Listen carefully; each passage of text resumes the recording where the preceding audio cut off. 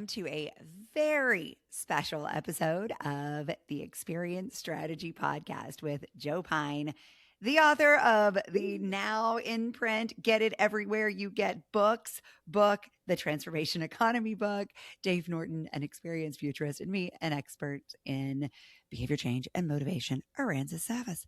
Thank you for being here with us to celebrate the launch of Joe's new book. We have been with Joe, I think, from the very beginning, the genesis of this idea. And it's just been such a joy to watch you consolidate the work, the research, the thinking around this, and to bring so much new clarity to readers about how to effectively create transformation and why creating effective transformation matters. So congratulations, Joe. How many books have you written now? My daughter asked me that the other day, and I said 5 to 10, depending on how you count it. So you count reprints, all 3 editions of the Experience Economy. You count this anthology, So anyway, 5, 6, 7, 8. Wow. Does it but ever this get is old? the biggest one. This is the biggest one. I think it's even bigger than the Experience Economy. Wow. And you're measuring bigness in terms not of number of pages, I guess. No, it's definitely smaller than the Experience Economy. My publisher insisted that, attention times and all that today. No, in terms of potential effect, I think it will have a bigger effect, right? Because transformations are impactful. Transformations are time well invested. And so the amount of work that people will do because of this, I think will be even greater than the Experience Economy. Wow. Why now? So that's a great question. So thanks to you two, in no small part, why now? But, Transformation Economy was the last 2 chapters of the Experience Economy. And I always get a kick out of when people say, oh, it's great to get this new stuff. And I read the Experience Economy, but then they never realized it was there. So, well, you didn't finish the Experience Economy. Right? Last 2 chapters. The rest of it was a Trojan horse. So I actually been asked for over 25 years, when are you going to write a full book on transformations? And I always said, well, 1, the world is not ready for it. And 2, I don't know enough about it. And read the acknowledgments at the back of the book where I talk about Stone Mantel's collaboratives as ways where I realized people were ready for it and help me learn enough about it. And I cite Dave in the book several times, particularly around jobs to be done on it, which is very helpful. So the world is ready for it. That's why it's important to come out now. It's even more ready than they were for experiences when the Experience Economy came out, I think, in '99. What did you see, though, that was signaling to you this readiness? Well, one, just the research that Stone Mantel did that said that people were talking about transformation. They were no longer sort of afraid of the word. It's still often a big, scary word, but and how they express it and seeing differently, doing differently, being differently. The World Experience Organization, founded by James Wallman, he says I co-founded. All I did was, when he called up, said, "Can I do this?" I said, "Yes, please." That was my co-founding. But when I talked to all of the through the campfires and the World Experience Summits, I recognized almost to a person, every experience designer in there talks about transformative experiences. Talk about how they want to do this, not just about memorable experiences. They want a transformative experience. I saw that coming out of COVID as well, when people increasingly wanted more than memorable. They wanted more meaningful experiences, as you guys have talked about for a long time, and more transformative experiences. So then the more I researched it and started getting into the writing of it, the more I learned about that. And one of the things I'll mention in that regard is in the original Experience Economy, when we talked about transformations, I sort of had this idea that, hey, you just have an aspiration. It just appears. It's like the bluebird of happiness, comes down and says, boom, you want to aspire to something. And never really thought about where they come from. And so I did work on catalysts, came up with modeled catalysts. And the one thing I was surprised at is that probably the most prevalent catalyst for transformations is, in fact, trauma. Mm-hmm. That people have something happen in their lives. They have a car accident, they get cancer, they have a loved one that dies, they get fired, they retire, which for so many people is trauma because they don't realize what a difference it is. It's a metamorphosis. And so that was something that really sort of surprised me and so dealt with a lot. My editor at one point said, "You talk about getting cancer too much. And I counted it. I said, 4 times in 7 chapters. How is that too much?" So I still don't understand why she thought that was too much. Yeah, it's interesting too. As I'm writing my book, one of the early chapters is on finding your purpose, and it is very much aligned with what you're saying here, right? So these are incredibly interconnected concepts that we find our purpose generally through trauma.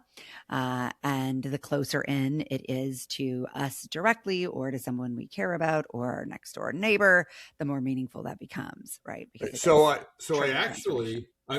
think it's so beautiful, but it's not just, I have an individual purpose, right? I can tell you what it is, right? It's my purpose in the world is to figure out what's going on in the world of business and then develop frameworks that first prescribe it and then, or first describe it, then prescribe what companies can do about it, right? Short version is frameworks are us, right? That's my purpose in the world. And I talk in there about that. I think I even say what that purpose is. But also businesses need a purpose. Businesses need a meaningful purpose about why they exist in the world beyond making a buck, which is something that I stress a lot in the book. The first chapter introduces the notion of transformations through the progression of economic value. That's a through line through the experience economy. Second chapter talks about human flourishing. And we mentioned that in the last episode that we did that on longevity in that. And Dave talked about how the movement and positive psychology around that. And it just became so much more important in the writing to recognize that the entire raison d'etre of business, the reason business exists, is to foster human flourishing, to help people flourish in their lives. And they need to be a net contribution to flourishing in the world, or they're a racket and just should go away, right? And all those companies out there, and you know who they are, who are trying to addict you and get you just to spend time with them, and increase page views and all that sort of time, and all the AI chatbots that are coming out in that, right? They're rackets. They need to. That's morally wrong what they are doing. Right? I get very strong in that chapter about it. And I talk about how there's 4 spheres of human flourishing or spheres of transformation, either way you can go with it, based off the healthy, wealthy, wise, which is health and prosperity, health and well-being, which gets a lot in that longevity thing that we talked about. Wealth and prosperity, having good lives. So, prosperity is the end to which wealth is the means. Knowledge and wisdom, wisdom being the outcome of the knowledge that we have. And then there's one more that healthy, wealthy, and wise can capture exactly what you're saying, Aransas. It's purpose and meaning. It's a fundamental human need to have meaning in our lives, and gaining a purpose is the way to be able to get that. It's more important than any of the others. Yeah. And for all of these companies that you're talking about, that's their origin story, ideally. Yes. Right? Is some transformation that led to it. So Dave, I'd love for you to back us up a little bit to what came just before this. I joined Stone Mantel and the collaboratives, was brought in specifically really to talk about transformation and to help guide that collaborative from a standpoint of behavior change and motivation. You, though, when we met, had already started really exploring meaning. And so can you talk about that transition from meaning to sort of elevating it into this transformation economy work? Well, I love what Joe has done. One of the key things he talked about is that he builds frameworks. For a long time, I've argued that the number one thing that people want is meaningful experiences. And I still believe that there's a lot of markets out there for meaningful experiences. Joe, I think about transformations. You've taught us that they are an economic offering. And in some ways, there's a limited number of transformations that you can have. Right? Yeah, that's true. Just like there's a limited number of experiences that you can have, and meaningful experiences. But I think that as we move into more of a transformation economy, we're kind of expecting that a baseline is that you're going to get at least a meaningful experience out of something that's of value to you. And so we need to focus on meaningful experiences. We need to understand what they are. For companies that think that all they need to do is get people to recall them, to remember them. That's not enough, and it hasn't been for quite some time. We started the Meaningful Experience Collaborative, so we picked different topics to focus on, and we started the Meaningful Experience Collaborative in 2017, 2018, somewhere around there. And we're just kind of ramping it up when COVID hit. And then all of a sudden, everybody was talking about meaningful experiences. Right. So you had that experience, Aransas, of being able to go right back to the company you were working for and saying, hey, I've got like 6 different ideas here that we can go after. And that's what that program is designed to do, is it's designed to help you to think about the future. Now, we had no idea that COVID was going to hit. But, like that's... What kind of futurist are you? Yeah, exactly. But it turned out. So I don't know if that answers your question, but I am both a disciple of, an acolyte of Joe's work, and contributor and I believe that things are going to head in a particular direction, and I do think that we're moving into a transformation economy. One of the things I think that's important to note, though, too, that I really came to understand through working with the two of you, is that transformations are built on meaningful experiences. Yeah. And so these are not separate things, but one of the things you talk about in the book, I believe, is why it is such a profound economic offering is because it has to be built on commodities and services and meaningful experiences. And it takes a lot of investment to build a truly transformational offering. Yeah, it is at the top of the progressive economic value, commodities, goods, services, experiences, but it's so closely intertwined with experiences, as Dave is getting at, that we only ever change through the experiences that we have. Right. And you're all the product of our experiences, as the saying goes. So the question is, how do you take these memorable experiences and make them meaningful? I'll even add, I talk about transporting experiences, the one that give us awe or get into flow and transcendence and so forth. And turn them into transformative experiences. And given we're the Experience Strategy podcast, Experience Strategy should understand this. There's one framework, it's chapter 4 of the book, one framework that you need to use, really truly understand and embrace, right? Even if you ignore all the rest of it, right? To become transformative. And it's what I call encapsulation. And encapsulation is my term to stuff that people that do transformative experiences understand viscerally, but it's also been well documented academically. But basically, when you have an experience, you need to encapsulate it with preparation beforehand, reflection afterward, and integration on an ongoing basis, right? Those are the 3 key things. And so preparation primes you the experience. It gets you thinking about what the possibilities might be. If you don't have an aspiration coming in, it can think about, are there areas in your life that you've been thinking about or having issues with and so forth. Then you have the experience, and then ideally immediately you do reflection, which is looking back on that. What were the highlights of it? How did it make me feel? Did I see differently? Did I do differently? Do I want to be differently as a result? What might those possibilities be? And one of the things when the 3 of us were together at the Arrival 360 conference back in September on travel and tourism, that I said in one of the sessions that have now really impressed me, and I said it all the time, which is that reflection retroactively increases the value of the experience. Right? You want to talk about the experiencing self and the remembering self, as Danny Kahneman talked about. Well, think about the reflecting self, and then when you reflect on that experience, you cement in the memories. You make the highs higher. You think about the possibilities, and that just charges you in a way that you've just increased the value. You make meaning too. Right, exactly. You're making meaning out of that experience. And so, and then what most companies do, though, is they don't do the integration. They don't do the follow through. They don't ensure that transformation, whatever it might be, sustains itself through time. And that's the one thing to think about. The other 2 are fairly easy to do. Don't take a lot of time. Just But integration is ongoing, and you need to think about how you might make that happen. And you see that, for example, with your Weight Watchers experience, that, that you've got to keep going. You can't just stop at some point and expect you to keep the weight off. That's right. Yeah.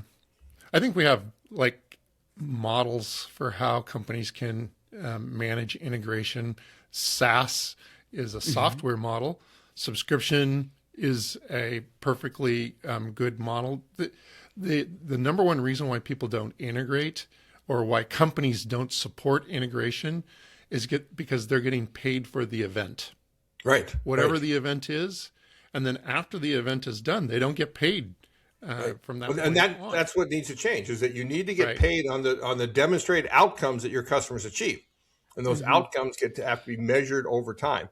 And that's another thing. That's so important. I talked about it in the first chapter, and I talked about it in the last chapter, with a lot of examples of companies that are charging for outcomes. As McKinsey just announced how it's increasingly do that with AI projects, because they're so nebulous that customers are unwilling to just pay for the event of you doing your black box thingy. And instead, you show us there's a real outcome, and then you get paid for it. And that'll make a big difference in that integration, which, by the way, Dave, is basically a key part of it is creating a system, is getting the systemic job done to be able to maintain whatever and sustain whatever that transformation was. Well, and I think it's an interesting example, because when we ask people, if you were hiring a company for transformation, would you want the support to be mostly digital or mostly human in terms of delivery?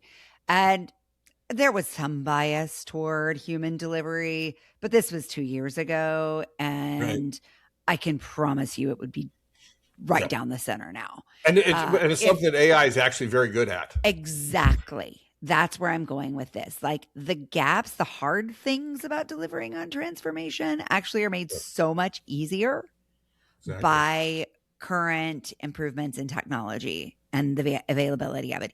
You can go in your chat GPT right now and get it to create code for you as a non-coder that will allow you to encapsulate the experience. So if you don't do it, it's just lazy. There are, it is, or it's that you don't know how important it is. Which brings me to my next question, Dave, as we start to wrap up. Who should read this book? I think Joe has regularly argued that if you're in education, if you're in finance, if you're in physical well-being of any type, you should be reading this. This Healthy, is Wealthy, obvious Wise kind of stuff. Read it. Yep. The issue is there's a lot of companies that don't see themselves as it being in one of those three categories. And they really are. But the problem is that to a large degree, if you're focused on families and individuals and helping them to improve their lives, then you need to at least know how your offering supports transformation. You may not actually be delivering transformation, but you may be support for transformation in some way, shape, or form. And you need to know that that's where value is headed. So how do you input into that type of value? I think too, the reader is well beyond just the corporate audience. I think this should be read by the creator economy, because most creators are already in the transformation economy but don't know how to do it well, and to really realize the value of the work that they're doing. And again, as we talked about in our last episode, things have become so decentralized that these creators really have a tremendous influence over outcomes. And I think they need to better understand that potential and that responsibility, of course. Yeah, I agree. Well, it's exciting. Joe, everything you predicted happened in the experience economy. And so your track record is fantastic. Right now, we're living in a period where it's all about AI and artificial intelligence. But you watch, and I'm already seeing articles on this, AI is going to become the baseline requirement pretty quickly, where people are going to say, yeah, you can do AI for me, but what can you do beyond AI for me? And I think they're going to expect superpowers. They're going to expect transformation. So we're on the right path, and stay tuned, people. We'll keep you ahead of the we'll keep you ahead of the curve if you're paying attention. Well said. Thanks for listening. And Joe, huge congratulations. Thank you. Thank you very much. Appreciate it.